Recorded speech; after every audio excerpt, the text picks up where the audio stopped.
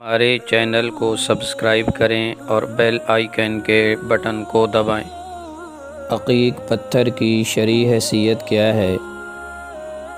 واضح رہے کہ انگوٹھی میں جو مختلف قسم کے پتھر تاریخ پیدائش یا نام کے حساب سے لگوائے جاتے ہیں، مثلاً عقیق، فیروزہ، یاقوت وغیرہ، اس کے بارے میں یہ اعتقاد و یقین رکھنا کہ فلاں پتھر میری زندگی پر اچھے اثرات ڈالتا ہے، یہ عقیدہ غلط ہے۔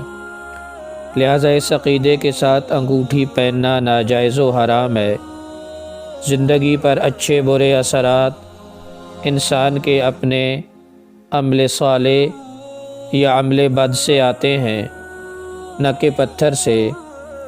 مذکورہ عقیدہ نہ ہو تو اپنے ذوق کے اعتبار سے کوئی بھی پتھر لگایا جا سکتا ہے، لیکن کسی حدیث سے اسے متعلق کرنا یا احادیث کی طرف اس کے کسی فائدے کو منسوب کرنا درست نہیں ہے، بلکہ رسول اللہ صلی اللہ علیہ وسلم پر بہتان کے زمرے میں آئے گا۔